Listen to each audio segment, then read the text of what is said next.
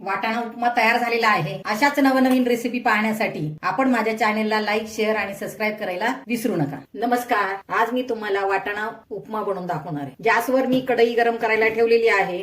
त्या कढईमध्ये मी तेलाच्या पळीच्या मापाने 1 पळी तेल टाकणार आहे। तेल गरम झालं, 1 वाटी बारीक रवा त्याच्यामध्ये टाकणार आहे। हा रवा आपल्याला व्यवस्थित भाजून घ्यायचा आहे। रवा करपणार नाही याची काळजी घ्यायची। त्यासाठी आपल्याला हा जो रवा आहे तो एकसारखा हलवावा लागणार आहे। गॅसची फ्लेम मात्र मी आता मध्यम केलेली आहे। या मध्यम आचेवरच हा रवा मी भाजून घेणार आहे। आपण भाजत असलेल्या रव्याचा रंग बदलायला लागलेला आहे आणि रव्याचा छान वासही सुटलेला आहे खमंग, आणि आपला रवाही चांगला भाजला गेलेला आहे। लालसर रंगाला आपण तो भाजून घेतलेला आहे। गॅसची फ्लेम लो करू आणि हा रवा आपण एका ताटामध्ये काढून घेऊ। रवा काढून घेतलेला आहे। त्याच कढईमध्ये आपण तेलाच्या पळीच्या मापाने 2 पळी तेल टाकणार आहोत। ही दुसरी पळी, 2 पळी तेल घेतलेला आहे। गॅसची फ्लेम मात्र लोच आहे। सगळ्यात पहिल्यांदा आपण ह्या तेलामध्ये हे थोडेसे शेंगदाणे आपण या तेलामध्ये तळून घेणार आहोत। गॅसची फ्लेम आता आपण मध्यम करणार आहोत। हे शेंगदाणे ही व्यवस्थित हलवायचे। शेंगदाणे चांगले खमंग तळून होत आले की आपण त्याच्यामध्ये 1 चमचा मोहरी टाकणार आहोत आणि मोहरी तडतडायला लागली की आपण त्याच्यामध्ये 1 चमचा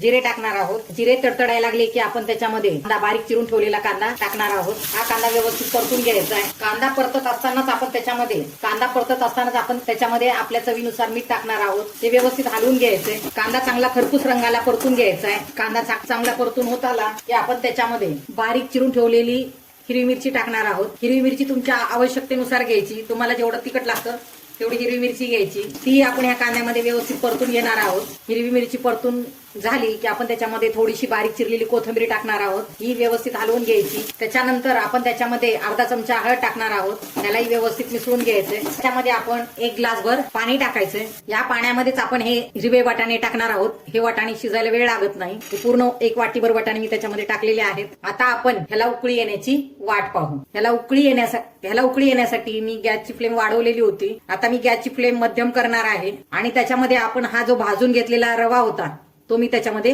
मिसळणार आहे। पूर्ण रवा त्याच्यामध्ये टाकायचा। गॅसची फ्लेम एकदम लो करायची आणि ह्याला व्यवस्थित हलवून घ्यायचं। असं ह्याला व्यवस्थित आपण मिसळून घेतलेलं आहे। ह्याला मिसळून झाल्यानंतर त्याच्यावर झाकण ठेवायचं आणि 5 मिनिटासाठी त्याला लो फ्लेमवरच वाफू द्यायचंय। 5 मिनिटं झालेली आहेत। आता आपण पाहूया।